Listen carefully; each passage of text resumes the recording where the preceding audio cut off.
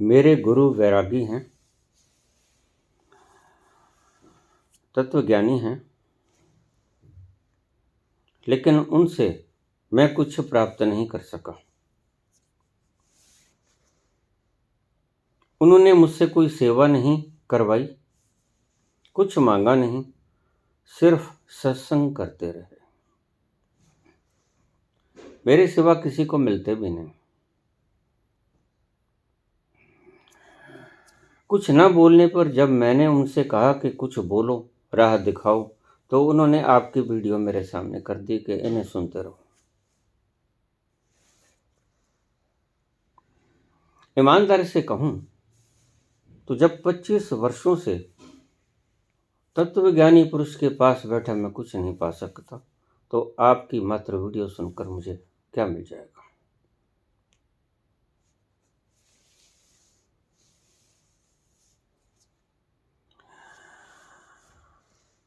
जब मैं समुद्र में डुबकी लगाकर सूखा निकल जाता हूं, तो आगे की वीडियो से, आपके वीडियो से क्या फायदा होने वाला है। मैं समाज में, विश्व में प्रसिद्ध योग सेवक हूं, इसलिए सार्वजनिक नाम बताने से डरता हूं, लेकिन अंदर से खोखला हूं। मुझ कर कृपा करें। और भी कई संस्थाओं के प्रवचनकर्ता जो लोगों को प्रवचन देते हैं प्रसिद्ध हैं। हजारों लाखों की तादाद को जो रोज बोलते हैं, उनके मेरे पास प्रश्न आते रहते हैं। बाबा नाम मत बताना, क्या करूं।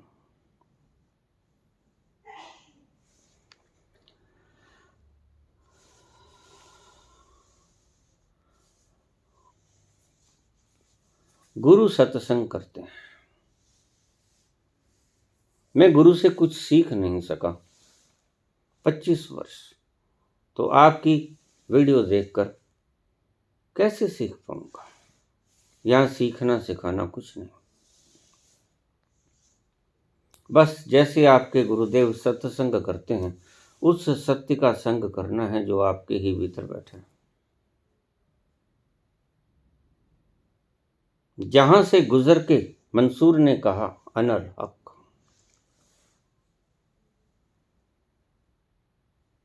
मैं परमात्मा हूं।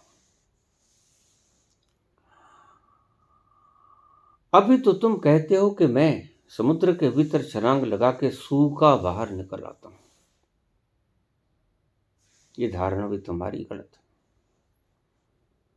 तुम्हारी धारणा, वो समुद्र ही क्या जिसके भीतर तुमने छलांग लगा दी और सूखे निकल आए। और इतना ही नहीं, वो समुद्र ही क्या जिसके भीतर तुमने छलांग लगा दी और वापस निकल आए। सूखे नहीं, वापस निकल आए। यह असंभव है।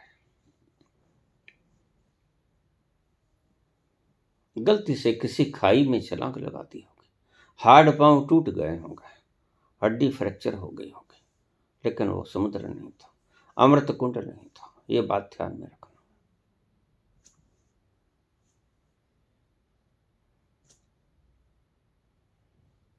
विश्व प्रसिद्ध योग नायक हूं,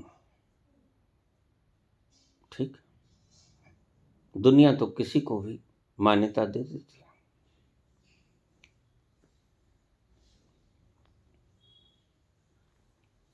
और दुनिया खुद को भी चलती है और तुम्हें भी खुद को चलने में मदद देती है।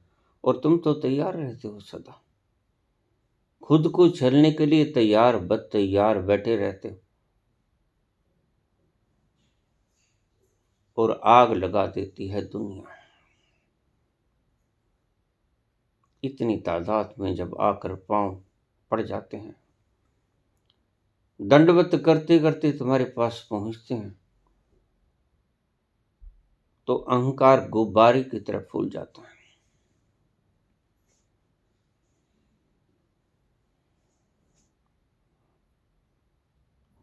ऐसे ही मदारी जगह जगह बैठे हैं।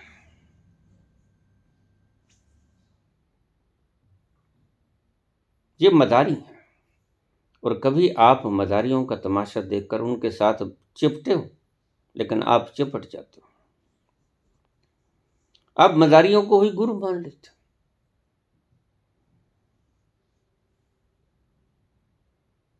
बहुत से लोग ऐसे हैं जो आज छल कपट का धंधा कर रहे हैं, लेकिन आपके गुरु सत्संग करते हैं।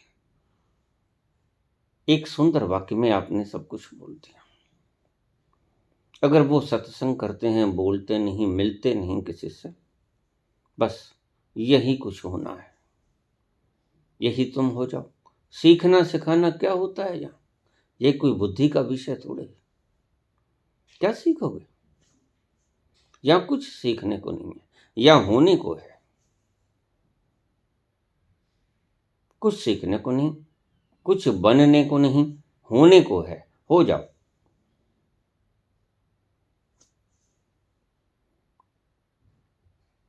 इस्लाम में लिखा है कि अल्लाह ने कहा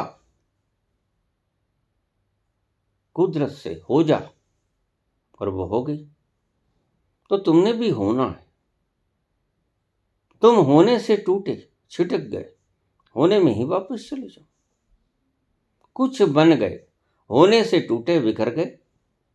जैसे पारे की एक धातु की एक बूंद बिखर जाती है और टूट जाती, ऐसे ही ब्रह्म ने कहा हो जा, और सृष्टि हो गई, सृजना हो गई। और हो जा से विखंडित होकर टुकड़ों में बट गया। अब उन टुकड़ों से हो जा जो था, जहां से बिखरा था, वो ही हो जा।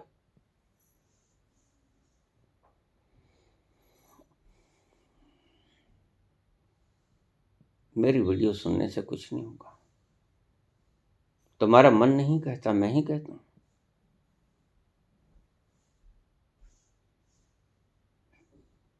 मैंने कभी किसी को बांधा नहीं।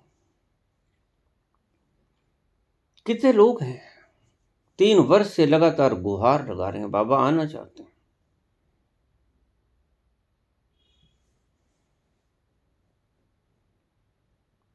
कितनों को बुलाया मैंने, जिनके भीतर वास्तव में पुकार थी, हो जाना चाहते थे, कुछ बनना चाहते थे। मेरा कोई मतलब नहीं। मुझे व्हाट्सएप पे बड़े मैसेज आते हैं, बड़े निष्ठुर हो बाबा, कोई जवाब नहीं देते। हमारे ऊपर जादू, ताबीज, टोना, यंत्र, मंत्र, तंत्र सब बिखेर दिया गया है। तुम्हें तरस नहीं आता? इतने निष्ठुर, कुछ तो बोलो। क्या बोलो? क्या बोलो?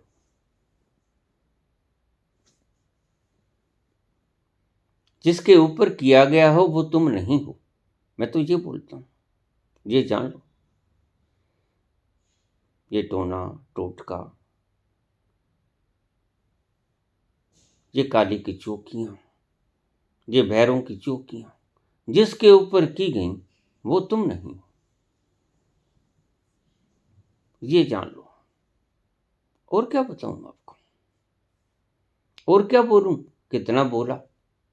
करीब 1000 वीडियोस के करीब बोला। आप समझ पाए?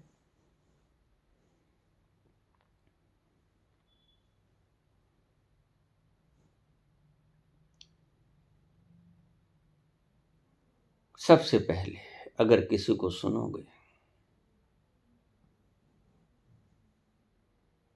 तो तुम्हारी बुद्धि अड़चन डालेगी, और अगर बुद्धि अड़चन डालेगी तो सुनने का कोई फायदा नहीं। गुरु का यही महत्व है, जिसके पास जाकर तुम्हारे मन मौन हो जाए, जिसकी बात सुन के तुम्हारा मन मौन हो जाए, और तुम कहते हो कि मैं समुद्र में छलांग लगा के बाहर सूखा सूखा आ जाता हूँ, तो किसी घाटी में छलांग लगाई होगी, याद रखना। समुद्र तो अभी तुम जानते भी नहीं कैसा होता है। इसलिए ऐसी ऐसी अनुचित तार्किक बातें बोल रहे हो। समुद्र का भला तुम्हें पता है, वो अमृत कुंड जिसके भीतर आप एक बार छलांग लगा दो, छलांग छोड़ो, अगर एक बूंद भी चख लोगे उसकी तो भी बाहर नहीं आ पाओगे, दीवाने हो जाओगे, मस्त हो जाओगे, मीरा की तरह एक तारा उठा लोगे। और तुम उसके भीतर छलांग लगा के सूखे सूखे बाहर आ जाते हो। हैरानी की बात है। मैं पक्का कह सकता हूं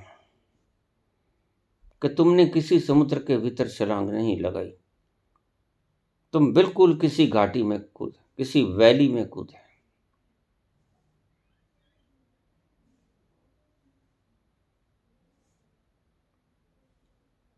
और फिर सुनने में हर्ज भी क्या है, थोड़ा सुनो। नहीं गल से नीचे उतरे, मैं जगह बना लूंगा, फिक्र मत करो। तुम थोड़ा सुनो। पहले अनमने भाव से सुनोगे, फिर थोड़ा थोड़ा मन लगेगा, फिर थोड़ा ज्यादा मन लगेगा, फिर गहरे उतरोगे। क्योंकि जैसे जैसे तुम्हारी रस्सियां टूटेंगी, ढीले होंगे तुम्हारे पकड़, और तुम नीचे उतरोगे। अपने ही भीतर उतरना है। और जैसे जैसे तुम भीतर उतरोगे, वैसे वैसे तुम्हें आनंद की खुमारी घेरेगी। और आनंद की खुमारी जब एक बार घेर लेती है, तो तुम सूखे कहाँ रह गए। तो किसी समुद्र के भीतर छलांग लगाई, ये मात्र तुम्हारा भ्रम था, यह वास्तविकता नहीं।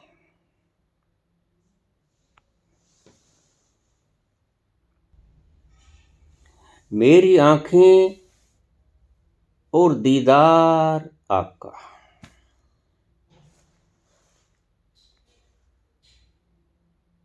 ये क़यामत आ गई या ख्वाब है। मेरी आंखें और दीदार आपका, या क़यामत आ गई या ख्वाब है। क़यामत आ जाएगी। तुम गलत हो, तुम थोड़ा सा खिसको, तुम छलांग लगाने की बात तो अभी छोड़ दो, इतना साहस तो ना जुटा पाओगे।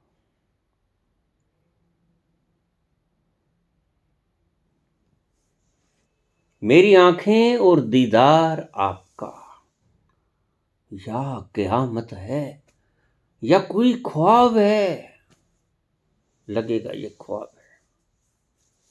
थोड़ा झांको मेरी आंखों में, थोड़ा मेरे करीब आओ, मत भटको इस रूखे सूखे रेगिस्तान में। अवश्य ही तुमने जहां छलांग लगाई, वहां तप्त रेत होगा रेगिस्तान का, उसी किसी कुएं के भीतर छलांग लगा दी होगी। कुछ पल्ले नहीं पड़ा, पड़ेगा फिर। दुखित हो, मैं तुम्हारी समस्या को अच्छी तरह से जानता हूं। क्रिया योग से शुरू करो। लंबे लंबे सांस लो, लंबे लंबे श्वास छोड़ो, और देखो आनंद आता है नहीं। तुम्हारे जीवन के सभी रस फीके पड़ जाएंगे एक मरहले पे जाकर। कुछ मत करो, किसी एकांत वातावरण में, मुझे तो पता भी नहीं तुम कहाँ हो, वहां जाओ, हरियाली में निकल जाओ, भोर होते ही निकल जाओ। लंबे लंबे सांस खींचो, ईश्वर की इस प्रकृति का आनंद उठाओ। देखो भीगते हो कि नहीं। और जब थक जाओ तो योग निद्रा घेरेगी। सो जाओ और देखो सूखे निकलते हो बाहर? नहीं निकलोगे, नहा लोगे।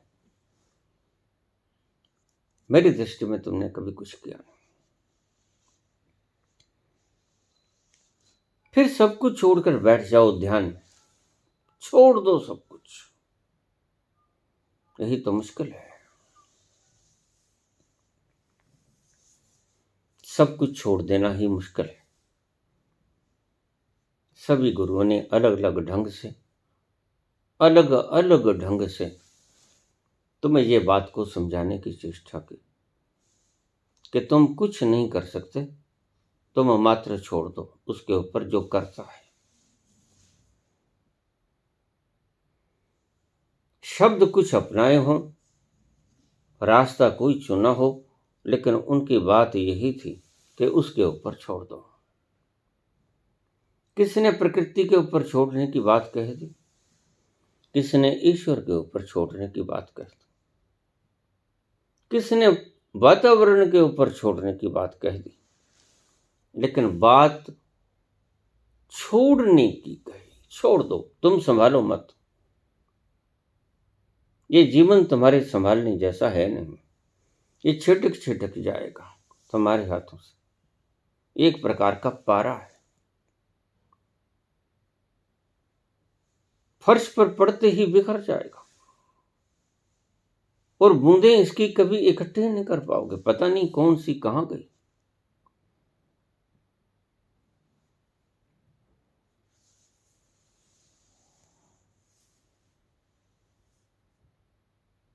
तुम्हारी बातें रूखी सूखी रेगिस्तान की याद कराती हैं।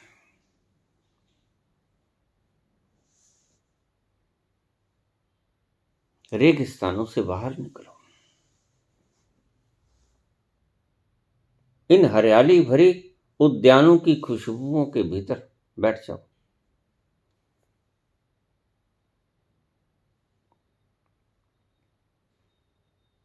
तुम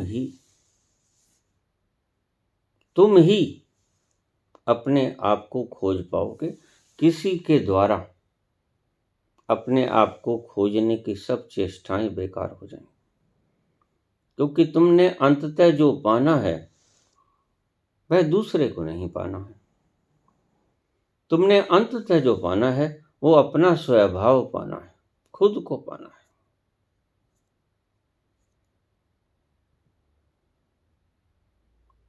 और खुद को पाने के लिए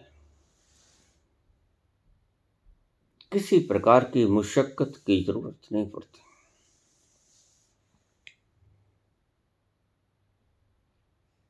भटकना बंद करो और इन विचारों को एक बार छोड़ दो कृपा करके। ये किसी के थोपे हुए विचार हैं या तुम्हारे अनुभूत हैं, इनसे कोई फर्क नहीं पड़ता। ये गलत है। रेगिस्तान नहीं है यहां, यहां भरी हरियाली है। यहां गांठियां नहीं, यहां भरे हुए अमृत के सरोवर हैं, अमृत के समुद्र हैं, अमृत कुंड है। अभी छलांगे लगाए होगे किसी रेगिस्तान के सूखे कुओं में, निश्चित ही तुम बाहर आ गए होगे बिला शक। और समझ लिया होगा कि मैंने समुद्र में छलांग लगा दी। वो समुद्र था नहीं, और वो समुद्र भी क्या हुआ जो तुम्हें सूखे निकल दे देगा। सूखे निकलने नहीं देगा समुद्र, निकलने ही नहीं देगा समुद्र से ही पूछो तो। पूछो उनसे जो उस आनंद को पी लिए हैं। कितनी मुश्किलात होती है बोलते वक्त, अपने ही आप से बाहर आना मुश्किल हो जाता है, अपने घर से बाहर आना मुश्किल हो जाता है। अल्फाज जुबां तक नहीं आते, अटक अटक जाते हैं। इतनी मुश्किलात से गुरु बोल पाता है, भीतर से बाहर निकलना मुश्किल हो जाता है। मुझे रोज फोन आते हैं, बाबा आप फोन नहीं उठाते। मैं दुखी हूं, सारा जगत दुखी है। मेरी एक बात बांध लो पल्ले, तुम अकेले दुखी नहीं हो नानक, दुखिया सब संसार। सभी दुखी हैं और मैं जानता हूं, दिन भर टर्न टर्न होती रहती।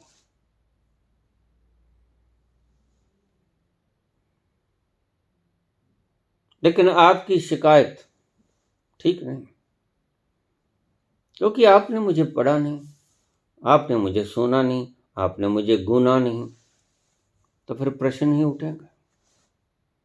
अब लोग ऐसे ऐसे प्रश्न पूछ लेते हैं जिनका शांति और आनंद से कोई दूर का वास्ता भी नहीं होता। बताओ, अलाउद्दीन खिलजी ने फला हिंदू को क्यों मार दिया? अब इस बात को अगर सॉल्व हो जाए तो इन्हें कोई सुकून मिलेगा?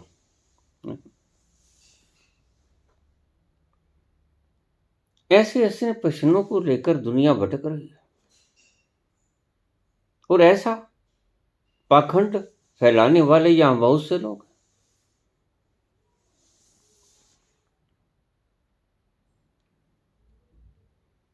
आपने अमृत कुंड तो शायद देखा हो, सुना हो, विष कुंड कभी देखा? विष कुंड, या बहुत से लोग विष कुंड है, विष कुंभ, नफरत के भरे हुए घड़े। वो जब बोलते हैं तो विष ही झरता है। और बुद्ध के देश में पैदा हुए हैं, जो बोलते थे तो अमृत झरता था। और ये जब बोलते हैं तो विष ही झरता है। सर्प की तरह आग बरसाते हैं ये लोग, ये सफेद जुल्फों वाले। एक मैंने देखे, किसी ने क्लिप भेज दिया 2-4 मिनट का, तो वो बोल रहे थे और उनकी बातों में विष के अतिरिक्त मुझे कुछ दिखाई ही नहीं पड़ा। मानवता को जोड़ने की, प्यार के पैगाम की, ईद को मनाने की, दीपावली को मनाने की, होली में झूमने की कोई बात ही नहीं थी। इतिहास की कब्रें खोद कर लाई, जिनकी हड्डियां तक भी नहीं बची, गली सड़ी हड्डियां लिए फिरते हैं, इतिहास का व्याख्यान करते हैं। एयर कंडीशन रूमों में बैठकर महात्मा गांधी को गालियां देते हैं।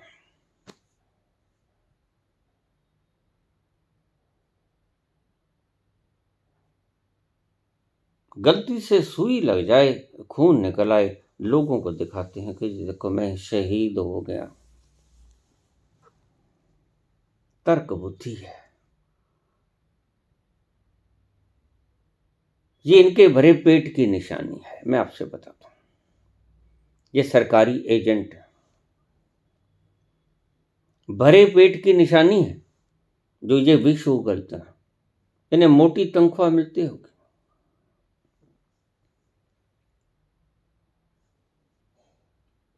और इस विष फैलाने की कारण एक संगठन कहता है कि इनको जेड सुरक्षा मिलनी चाहिए।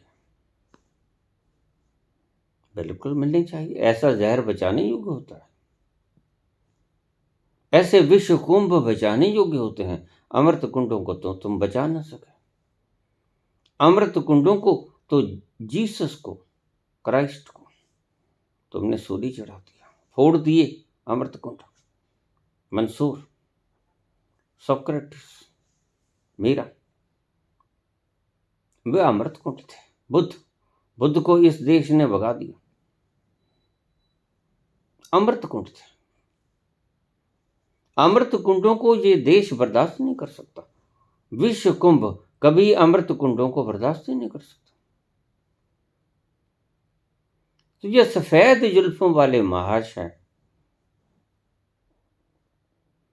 कहते हैं कि हम वो खुशनसीब हैं जिन्होंने स्वतंत्र भारत के अंदर जन्म लिया। कमाल की बात है, ये खुशनसीबी दिलाई किसने भाई? उसको गालियां निकालते हैं।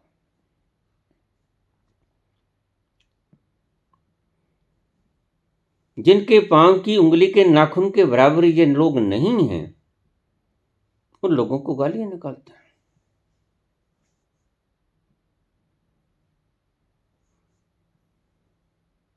विष से भरे हुए लोग प्रेम का पैगाम देना जानते हैं।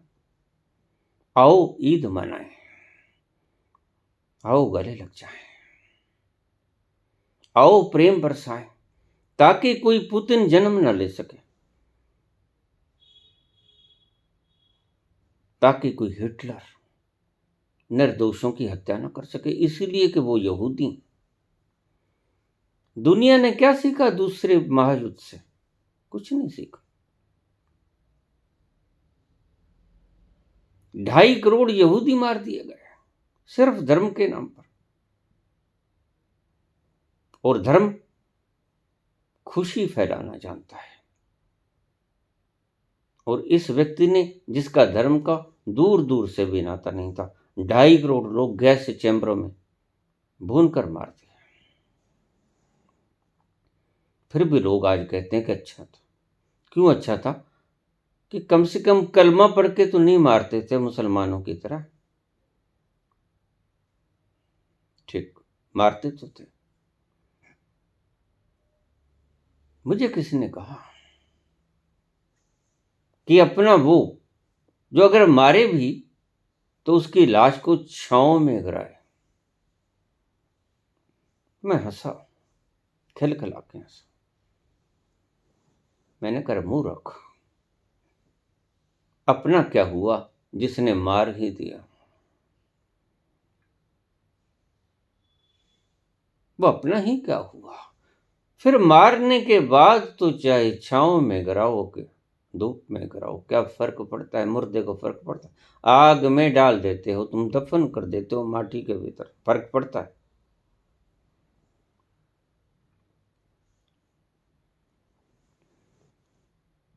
ये तुम्हारी कहावतें गलत व्यक्तियों ने गढ़ी हैं, जो पागल थे, मूर्ख थे, मूढ़ थे। और ऐसी मूढ़ भ्रमित बातों से हमारे भीतर चाबी भरी जाती है। हम चलते हैं, हम रोबोट बन गए हैं आज।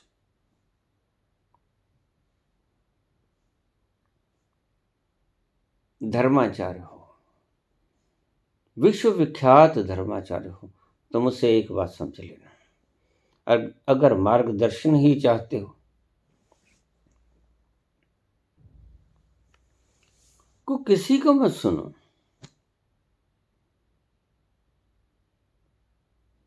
सभी पाखंडी हैं। अपने आप को तो चुन लो। यही मैं कहता हूं, अपने आप के भीतर तो उतरना सीख लो।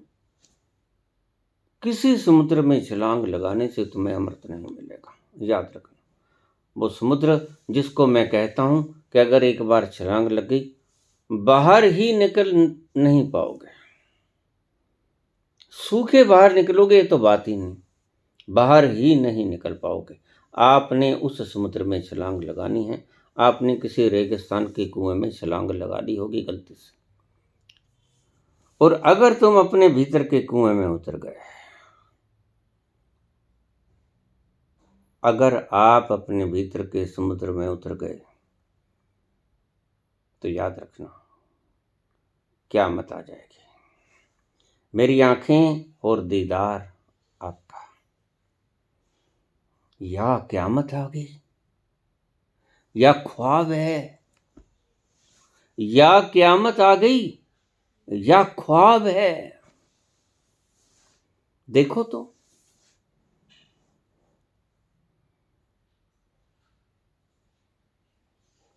समुद्र में छलांग लगाई, ये ख्वाब था तुम्हारा।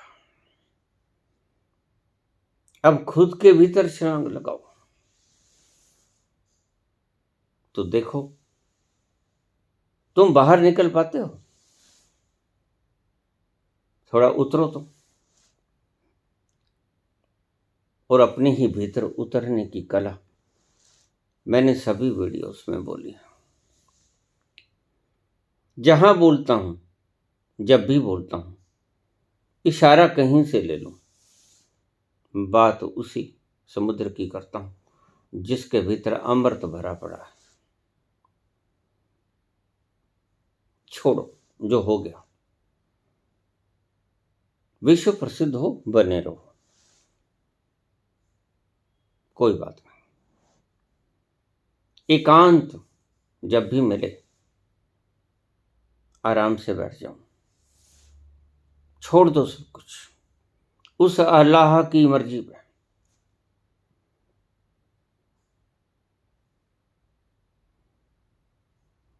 जैसे हजरत मोहम्मद ने छोड़ा।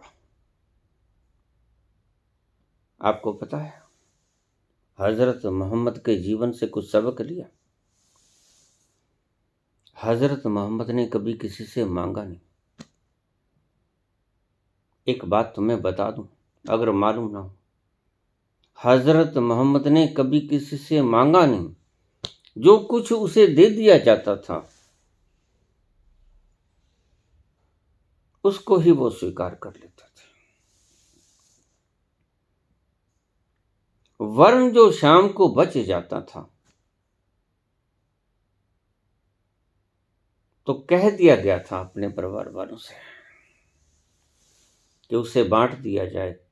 जैसे ही सूरज ढले, जो कुछ तुम्हारे पास बच गया, जो अल्लाह ताला ने भेजा, जो बच गया वो बांट दो। क्या जरूरत है, सड़ जाएगा सुबह तक।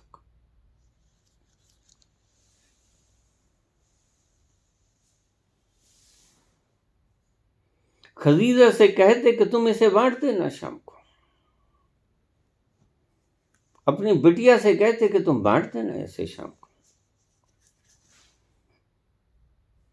और सारी जिंदगी भर मांगा भी नहीं, और जो शाम तक बच गया, जो आ गया आसपास के लोगों के पास से, वो बांट देते थे। बस सबका पेट भर गया, सो जाओ आराम से। तो आखिरी क्षणों में बीमारी से ग्रस्त हजरत मोहम्मद की प्राण नहीं निकल रहे थे। बोले, फातिमा, कुछ बचा तो नहीं लिया घर में? नहीं अब्बा, कुछ नहीं बचाया, नहीं कुछ बचाया है फातिमा, मेरा प्राण नहीं निकलता। अरे बेटी बता दे, कुछ रख तो नहीं दिया? नहीं अब्बा जान, नहीं रखा है।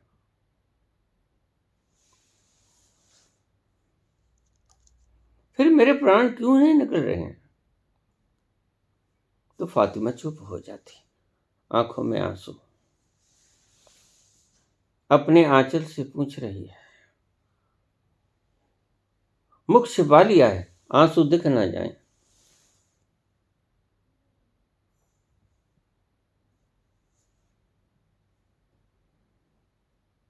टपक पड़ते हैं आंसू।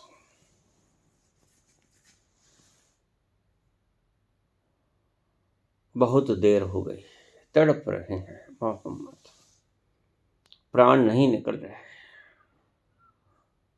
देख फातिमा, सच सच बता, कुछ रख तो नहीं लिया? तो फातिमा फक पड़ी, रोने लगी। हाँ, जब दिन में आपकी तबीयत ज़्यादा खराब थी, सर्द रात थी, हवाएं ठंडी चल रही थीं, मैंने सोचा रात्रि को बीमार हो जाओगे ज़्यादा तो वैद्य बिना लालच के आएगा नहीं। मैंने 5 देनार का एक सिक्का कोई दे गया था, तो छुपा के रख लिया। जब ज़्यादा बीमार होगे तो वैद्य को बुला के लाऊंगी और 5 देनार का लाल उससे दे दूंगी।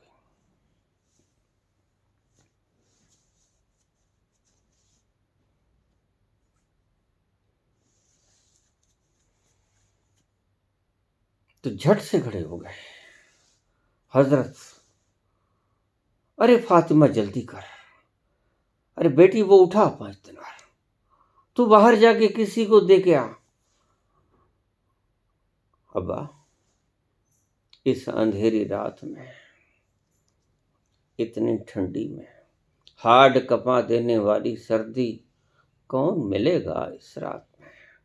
सब भिखारी भी तो सो गए होंगे अपनी अपनी जगह पर।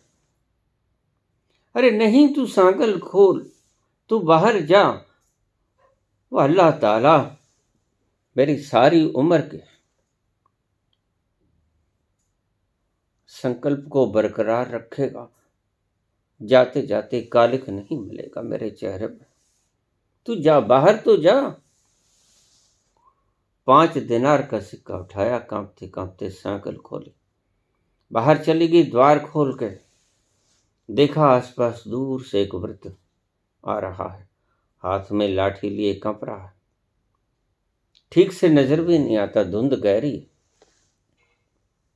पास आया, देखा फातिमा को खड़े। बेटी, कुछ खाने को मिलेगा, कुछ ओढ़ने को मिलेगा, सर्दी बहुत है। और फातिमा ने जल्दी से 5 दिनार का सिक्का दे दिया। ये लो, ये 5 दिनार, इससे खाना खा लो और कंबल भी आ जाएगा। और 5 दिनार का सिक्का उसके हाथ के ऊपर रखकर जल्दी से पलट गई, सांकल बंद कर ली, दे दिया अब्बा। लेकिन जैसे ही ध्यान आया, इतनी रात ये कौन था, क्या कर रहा था? इतनी रात तो भिखारी भी नहीं जागते। आशा छोड़ देते हैं कि अब कोई मिलेगा देने वाला, सो जाते हैं।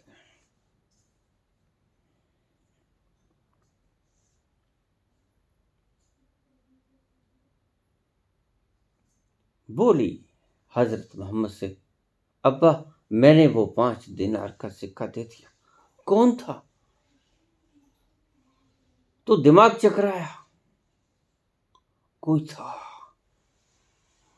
अवश्य ही वो परवरदिगार था, अवश्य ही वो बेपरवाह, वो उतर के आ गया। अंतिम वक्त मेरे मुख के ऊपर कालिख ना रह जाए कि हजरत 5 दिनार जोड़ के चले गए, छोड़ के जाना पड़ा। कुछ था तो छोड़ के जाना पड़ा। अवश्य ही वो परवरदिगार मेरी इज्जत रखने के लिए आया।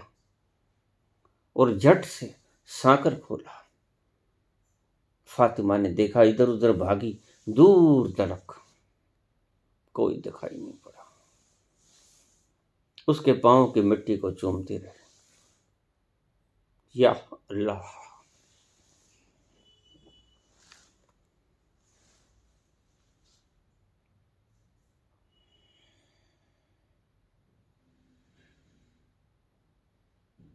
भीतर आ गए। हजरत चादर ओढ़ के सोए हुए थे। कोशिश की हिलाने की, लेकिन हजरत प्राण छोड़ चुके थे। ये 5 दिनार का सिक्का अटक गया।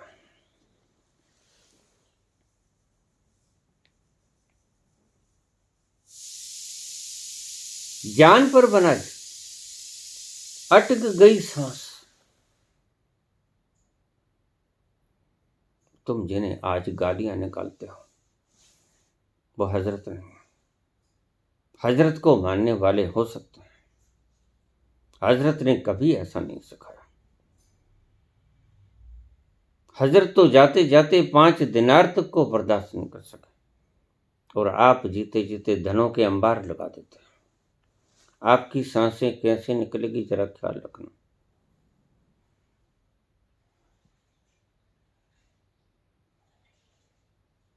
उस फरिश्ते ने कभी किसी का मन नहीं दुखाया।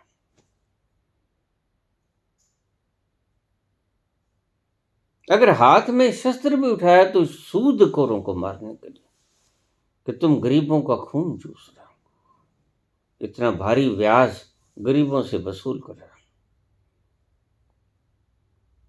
उनको कोड़े बरसाए। क्या गलत किया?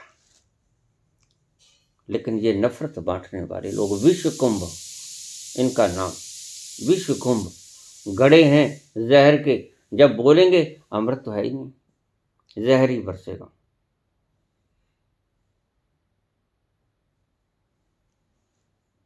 फैलाई जाता है और हम हैं कि सुने जाते हैं। हमारे में अपने में तो कोई बुद्धि है ही नहीं। दो शब्द इधर से आ गए, दो शब्द उधर से आ गए और उनको अपने भीतर उतार दिया। किसी गुणी गणी सज्जन पुरुष का तो आप संग करते ही नहीं। आप संग करते हैं सारा दिन, व्हाट्सएप का, फेसबुक का, वहाँ क्या आया, और कोई कुछ भी आपके बेजे में डाल देता है और वो जहर होता है। किसी से मत पूछो। जिस समुद्र में छलांग लगाई मैं भली भांति जानता हूं। मैं समुद्रों की परिभाषाएं मैं अच्छी तरह से जानता हूं। तुम कहते हो भीगा नहीं, सूखा बाहर आ गया। मैं कहता हूं तुम बाहर आके ही दिखाना। इतनी ही गनीमत कि तुम बाहर आ जाओ, नहीं बाहर आ पाओगे। बहुत से लोग पहुंचे उस तल पर और आपको शायद पता ना हो कि करोड़ पहुंचे तो एक बाहर निकला बताने के लिए, बाकी सब फना हो गए, विदा हो गए। इतनी जरूरत किसकी?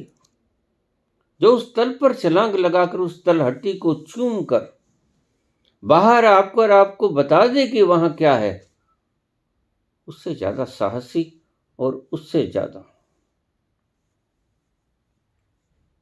आपके प्रति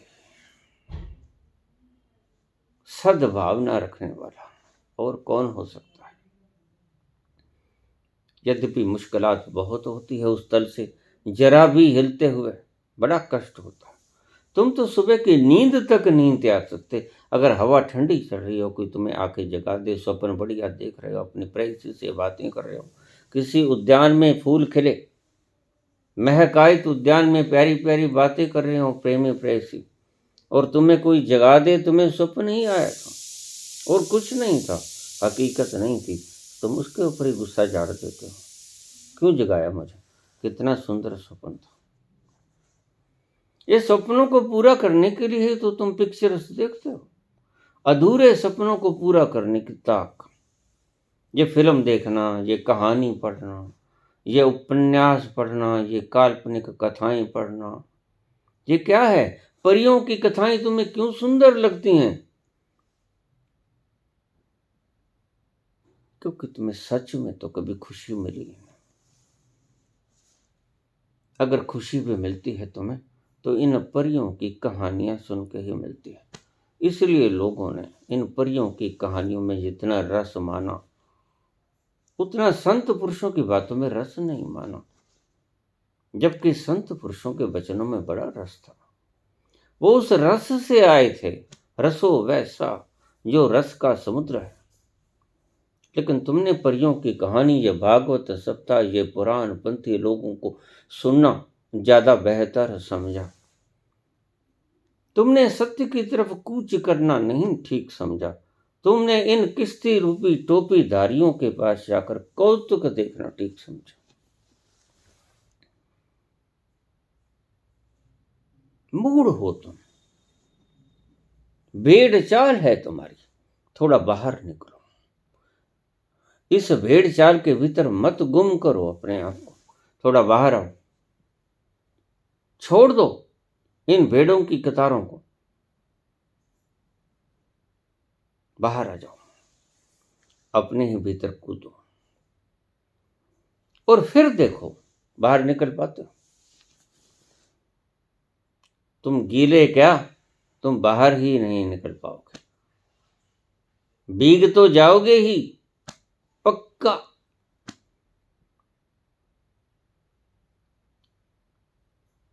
बाहर तक आने में मुसीबत खड़ी हो जाएगी। यह ये क़यामत है या ख्वाब है? ये ख्वाब नहीं है, ये क़यामत है। ये क़यामत है। थोड़ा भीतर उतरो। गलत कुएं में छलांग लगा दी। वो कुएं ना थे, रेगिस्तान के कुएं थे। वो समुद्र अमृत कुंड ना थे। ये वो समुद्र कुंड ना थे, अमृत कुंड ना थे जो उपनिषदों में कहे गए। रसो वैसा, वह रस रूप है। बड़ी अजूब बात कही। आज जिंदगी में पहली बार किसी व्यक्ति ने मुझे कि मैं समुद्र में छलांग लगाया और सूखा सूखा बाहर आ गया। तो इसके दो ही कारण होते हैं, या तो भ्रम खा गए कि समुद्र है, या फिर आपने कोई ओवरकोट डाल लिया, वाटर प्रूफ ओवरकोट। दो ही कारण हो सकते हैं। तुम अहंकार को साथ लेकर छलांग लगा दिए होगे। हाँ, अहंकार तो फिर वाटर प्रूफ कोट है। वो तुम्हारे भीतर पानी को घुसने नहीं देगा, वो तुम्हारे भीतर तुम्हें गीला नहीं होने देगा, तुम्हारे बदन को। दो ही बातों में से कोई बात है। इस अहंकार को छोड़ दो जो तुम्हारा ओवरकोट बना हुआ है।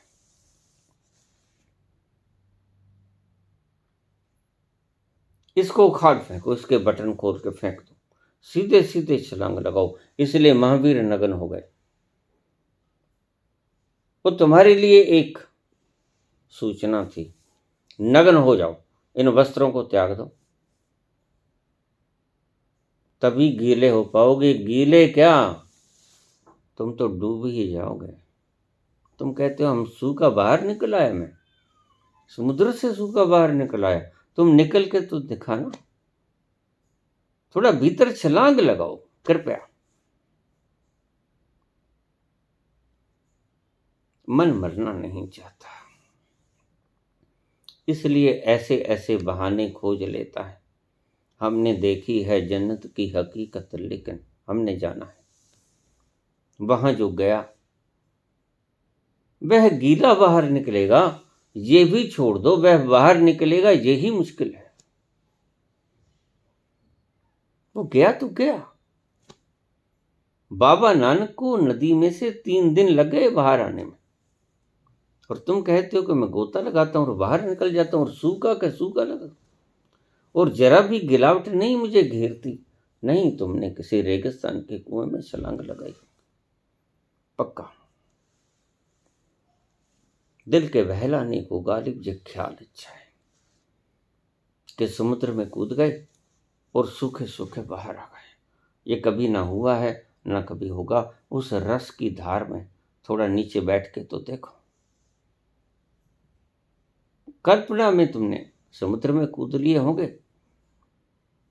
कल्पना में ही तुम सूखे सूखे बाहर आ गए होंगे। स्पष्ट सी बात। अनुभवी व्यक्ति तो आपकी एक बात को पकड़ लेगा, और मूर्ख के सामने आप कितना ही ढोल पीटते रहो उसे पता ही नहीं चलेगा। तो अगर गुरु ने कहा है कि ये वीडियो सुनो, तो या तो गुरु की मान लो, या अपने मन की मान लो, या किसी की भी मत मानो, सिर्फ अपने ही भीतर उतर जाओ। इतना सा कष्ट तो कर लो। तलाश, जिस आनंद की प्रत्येक व्यक्ति को है। एक व्यक्ति ने प्रश्न पूछा है कि तलाश सही मार्ग में हो तो पहुंचा देती है, तलाश गलत मार्ग में हो तो भटका देती है। बाबा, आप इस बात को कैसे डिस्क्राइब करोगे, कैसे समझाने की चेष्टा करोगे? तलाश गलत रास्ते पे हो तो भटका देती है, तलाश सही रास्ते पे हो तो मंजिल तक पहुंचा देती है। दोनों ही बातें गलत हैं। तलाश सही रास्ते पे हो या तलाश गलत रास्ते पे हो, ना पहुंचाती है बल्कि रुलाती ही है। तलाश मात्र ही तुम्हें रुला देती है, तलाश मात्र ही तुम्हें भटका देती है। किसको तलाश रहे हो? बताओ। सुख को, आनंद को, अमृत को, उसको ही तलाश रहे हो। तो इसमें सही और गलत रास्ता कोई भी नहीं होता। तलाश मात्र ही बाधा है। अब इसको ठीक से उतार लेना हृदय में। तलाश मात्र ही बाधा है। जैसे ही तुमने तलाश की, वैसे ही तुम्हारे मन ने यकीन किया कि मैंने कुछ खो दिया है जिसकी तलाश में मुझे निकलना है। और तलाश एक दौड़ है, और जैसे ही तुम दौड़े तुमने खोया जिसके पास जाना था, क्योंकि दौड़ने से वो मिलता नहीं। संतों ने जो भी वचन कहे उनके भीतर एक वचन जरूर था, वो आपकी पकड़ में नहीं आया। किसी ने कुछ भी कहा, कुछ भी कहा हो, उनके भीतर आपको एक शब्द साझा मिलेगा। क्या? ठहराव। बाकी शब्द अलग अलग हो सकते हैं, लेकिन एक शब्द आपको साझा मिलेगा, आपको ठहराने का उपाय। और तलाश करना ठहराना नहीं है। तलाश करना तो दौड़ाना है। ढूंढो उसको, ढूंढो तो ढूंढा उसके जाता है जो खो गया। तलाश उसकी होती है जो कभी खो गया हो, किसी वक्त किसी मेले में जिससे बिछुड़ गए हों, उसकी तलाश करनी होती, जो बिछड़ा ही नहीं, उसकी तलाश कैसे करोगे? जो पल भर के लिए भी तुमसे नहीं बिछड़ा, उसकी तलाश भला करोगे कैसे? वो गलत दिशा या सही दिशा का सवाल ही नहीं। तलाश मात्र भटकाती है। तलाशहीन अवस्था में आ जाओ, कुछ खोजो मत। और जब तुम कुछ भी ना खोजोगे, सुख भी ना खोजोगे, शांति भी ना खोजोगे, आनंद भी ना खोजोगे, तो तुम ठहर जाओगे। और जैसे ही तुम ठहरे, वैसे ही तुम पाओगे कि तुम अपने भीतर उतरना शुरू हो गए। यह अनिवार्य प्रक्रिया है। तुम भटक रहे हो मात्र तलाश के कारण। तलाश तुम्हें भटकाती है, ठहराती नहीं। और वो मिलता है ठहरने से। दादू दूजा को नहीं, दूजी मन की दौड़। जप करो, तप करो, पूजा करो, पाठ करो, 2 नाम करो, 5 नाम करो, विष्णु सहस्त्र नाम करो, कुछ भी करो, तुम दौड़ते हो। और जब दौड़ते हो तो तुम भटकते हो। अगर तुमने बाहर से कुछ पाने की चेष्टा की तो एक बात साफ है कि तुमने भीतर से अभी कुछ नहीं पाया।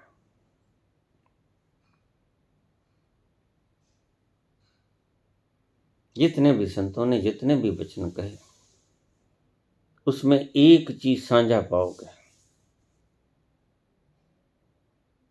ठहराओ। दूजी मन की दौड़, दौड़ मिटी संशय गया। ठहरो, दादू कहता है। जो तुध पावे सोई पलिकार। ठहराओ। जो तुझे अच्छा लगता है वो कर, यानी दौड़ मत। ईश्वर से कह दे जो तुझे अच्छा लगता है वो कर, तू मत दौड़। फिर वो दौड़ाए तो दौड़, फिर वो बिठाए तो बैठ, वो भटकाए तो भटक, वो पहुंचाए तो पहुंच जा। बस जब ऐसा भाव तुम कर लोगे तो निश्चित है तुम ठहर जाओगे। और जब ठहर जाओगे तो निश्चित है कि तुम पहुंच जाओगे। एकमात्र सूत्र पहुंचने का, ठहर जाओ। Stop where you are. जहां हो वहीं रुक जाओ।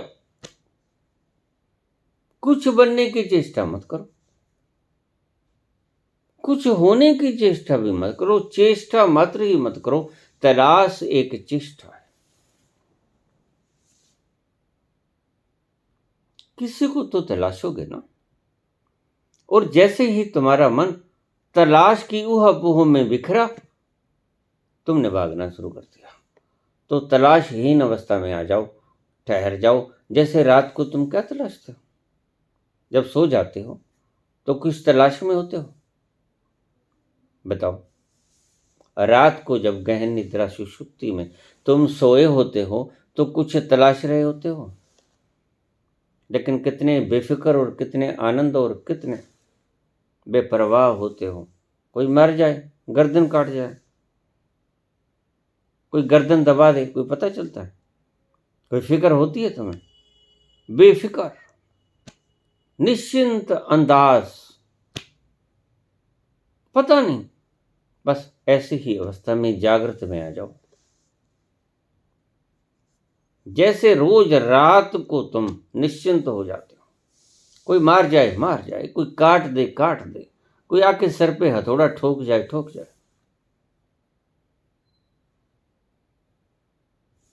लेकिन तुमने कभी परवाह की? उस अवस्था में तुम बेपरवाह होते हो, और सच पूछो तो तुम बेपरवाह के पास होते हो। तुम्हें पता नहीं चलता, क्योंकि तुम सोए होते हो, क्योंकि तुम बेहोश होते हो। और इसी बेपरवाह के पास अगर तुम होश लिए लिए पहुंच गए, उसी को मैं ध्यान कहता हूं। उस बेपरवाह के पास बेहोश होए होए पहुंचे जाना, उसी को मैं सुसुप्ति कहता हूं। उस बेपरवाह के पास, उस बेअंत के पास, उस खुमारी के पास जागे जागे पहुंच जाना, उसको मैं ध्यान कहता हूं। बेपरवाहियां तेरियां, तेरा डाडा बेपरवाह, ये रोज रात को आपके साथ घटता है। तुम बेपरवाह होकर उस बेपरवाह के पास चले जाते हो। डाडा बेपरवाह, जो सबसे बड़ा बेपरवाह है, जिसको कोई फिक्र ही नहीं।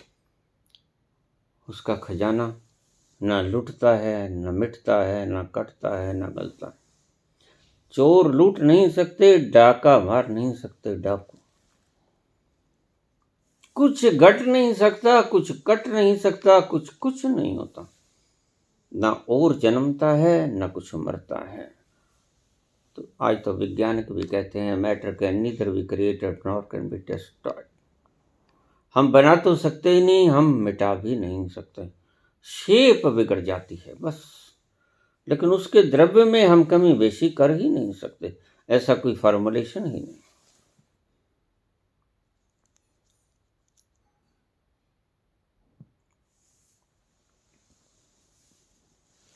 जैसे रात को आप फार्मूला अच्छी तरह से जानते हैं, मुझे समझाने की आवश्यकता तो नहीं थी, लेकिन न जाने क्यों आप समझ नहीं पाते।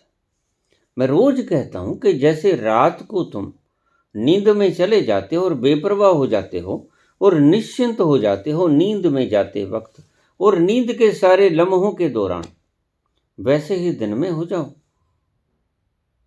बेफिक्र हो जाओगे, निश्चिंत हो जाओगे, बेपरवाह हो जाओगे। और वैसे भी कुछ घट जाता है, तुम्हारी परवाह किए बगैर घट जाता है, फिर तुम क्या करते हो?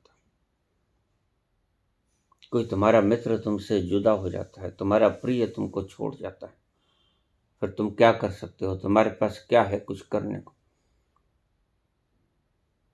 सडन कुछ घट जाए, अनहोनी घटना, तो तुम्हारे पास क्या इलाज है? सब कुछ प्रयास करते करते भी ऐसी घटना घट जाए जो तुम चाहते हो कि ये घटे ना, वो घट जाए, तो फिर तुम क्या करोगे?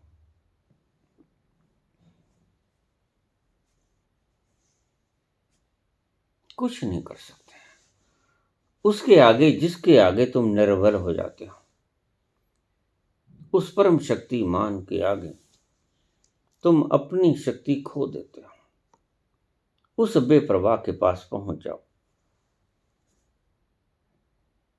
जैसे रात को पहुंचते हो उसके पास, रोज रात को जाते हो। और बड़े मजे की बात है, तुम ये नहीं पूछते कि नींद कैसे आती है, तुम ये पूछते हो कि ध्यान कैसे करो। तुम ये नहीं पूछते कि उस सुषुप्ति अवस्था में मैं कहां होता हूं। तुम दिन में पूछते हो कि मैं कौन हूं, ये बताओ।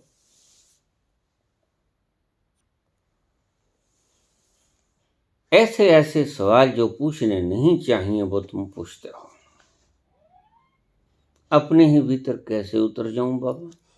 हद, भीतर तुम्हारा पूछते हो मेरे से, हद की बात हो गई ना। अपने ही भीतर कैसे उतर जाऊं बाबा, ये सवाल है कोई पूछे?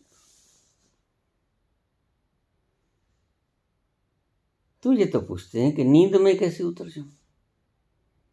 मजे से आंखें बंद कर लेते हो, रोज सो जाते हो। कभी किससे पूछा कि नींद का मेथड क्या है? What's the chronology behind sleep? पूछते हो कभी? है? एक छोटा बच्चा भी नहीं पूछता कि नींद में जाने के लिए मैं क्या करूं। और ध्यान में जाने के लिए आप सब कुछ पूछते हो कि ऐसा करूं कि वैसा करूं, कि 112 विधियां खोज ली गई। संतों के द्वारा क्या करें, मजबूरी। विधि तो कोई भी नहीं होती, अपने तक आने के लिए बड़ा कोई विधि होती। पाथलेस पाथ, वैसा रास्ता है जिसका कोई रास्ता नहीं। अपने तक जाने के लिए भी कोई रास्ते की आवश्यकता होती है?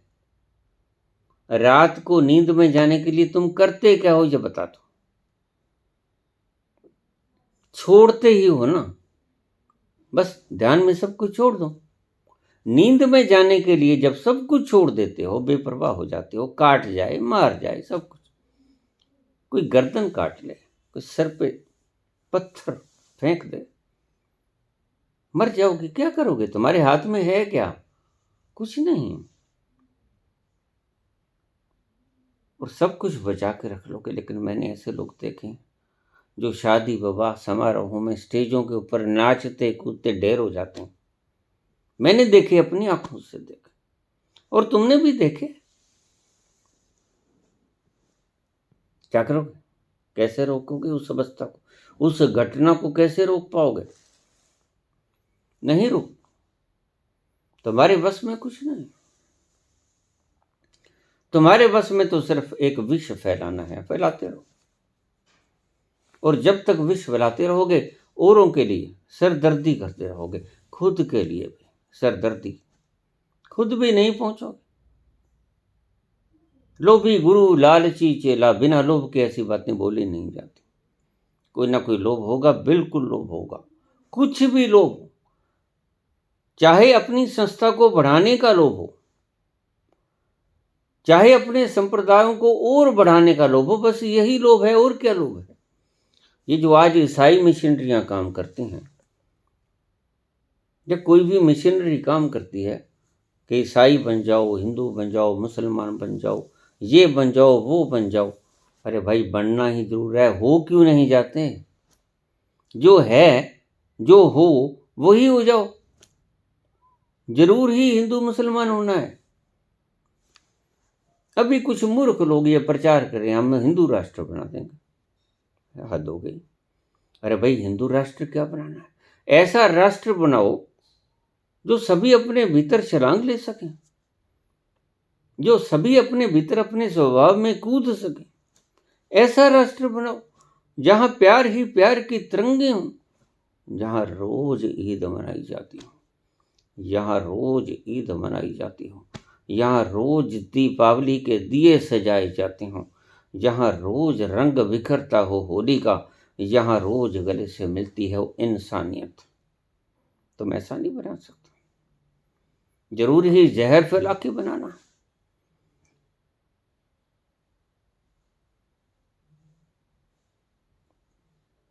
ऐसा कुछ बताओ, राष्ट्र ही बनाना है तो ऐसा बनाओ जहां आनंदित मानवता फले फूले। हमारे बुजुर्गों का उपहार ये मंत्र, वसुधैव कुटुंबकम, ये सारी वसुधा एक कुटुंब है। लोग मुझे कह देते हैं, बाबा ये दूसरे धर्म वाले शरारत करते हैं, ये दूसरे धर्म वाले नफरत फैलाते हैं, ये दूसरे धर्म वाले ऐसा करते हैं, कत्लो गारत करते। तो मैंने कानून किस लिए? ये कानून की इतनी लंबी फौज किस लिए खड़ी की है? मासूमों को पकड़ने के लिए। तुमसे ठीक नहीं होते। तुम जिन्हें कहते हो कि ये समाज में गंदगी फैलाते हैं, ये हत्याएं करते हैं, चोरी करते हैं, डाके मारते हैं, लोगों की प्रॉपर्टी के ऊपर कब्जा कब्जा कर लेते हैं, तुम उनको गिरफ्त में नहीं ले सकते।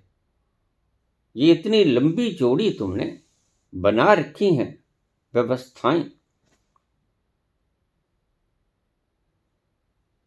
ये किस लिए? किस बात की मूली है ये? इनकी पूजा करोगे? क्यों नहीं इनको आदेश देते? ये हमारे बल, अर्धसैनिक बल, ये किस लिए हैं? ये इन गुंडों से ज्यादा बली हो गए? हद हो गई। क्यों बहकाते हो? अगर राजा चाहे,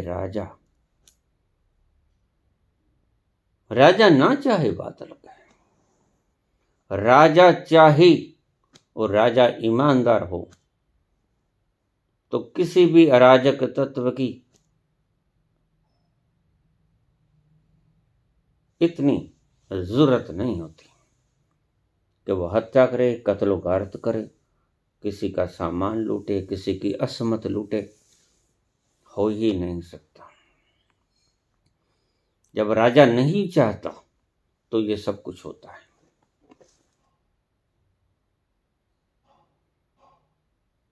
आज भ्रष्टाचार के मैं देखता हूं केस, उसके ईडी चल गई, उसके आईटी चल गई, उसके उस संस्था ने छापा मार लिया, उसके उस संस्था ने छापा मार लिया।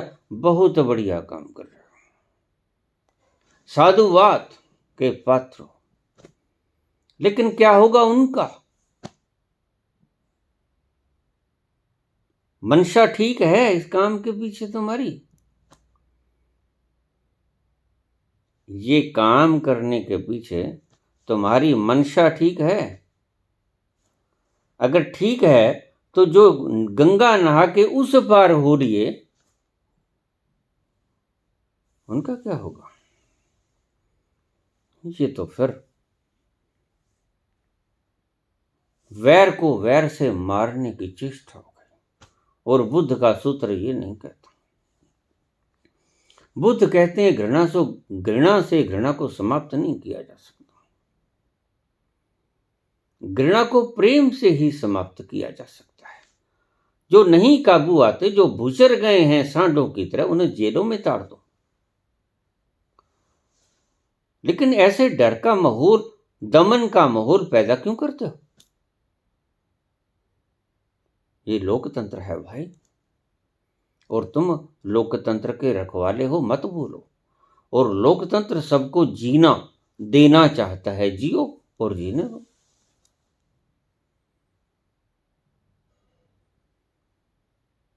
अगर एक पार्टी के अंदर तुम्हें भ्रष्ट लोग दिखते हैं तो कहीं ऐसा तो नहीं कि तुम्हारे भीतर दृष्टि दोष हो? कहीं ऐसा तो नहीं कि ये छापे इसलिए लगाए जाते हैं कि वो गंगा नहा लें और इस पार आ जाएं?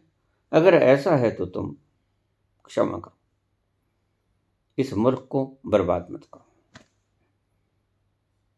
इस मुल्क के भीतर बड़ी सुंदर अमृतमयी तरंगें तैर रही हैं। इसमें जहर मत घोलो, ये भी जहर है।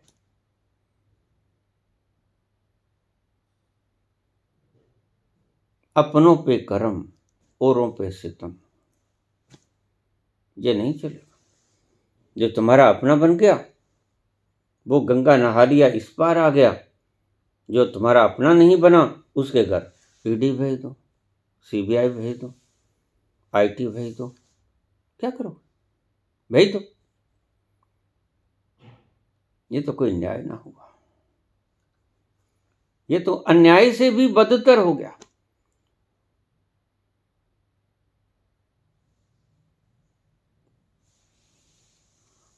कदम बहुत अच्छा है। राजनीति ही अगर कर रहे हैं तो राजनीति के साथ राजधर्म का बराबर ख्याल रखो। राजनीति करो, लेकिन राजनीति करो जनक की तरह, राजनीति करो भगवान राम की तरह, राज धर्म का पालन करते हुए राजनीति करो। यहां कोई सदा के लिए नहीं आया है। आज टुरिया किसे कल टुर जाना, दुनिया एक सरां। आज टुरिया किसे कल टुर जाना, दुनिया एक सरां। जो बनया सो मिटना, आखिर रहना रब दा नां। जो सां आवे समझ गणिमत, जो सां आवे समझ गणिमत। होर असां की कहना, तूं बा जिंदड़ी दा सदा नी वजदयां रहना। तूं बा जिंदड़ी दा सदा नी वजदयां रहना। एक दिन तार ने टुट जाना ए, एक दिन तार ने टुट जाना ए। जद डाढे वस पैना, तूं बा जिंदड़ी दा सदा नी वजदयां रहना। तूं बा जिंदड़ी दा सदा नी वजदयां रहना। धन्यवाद।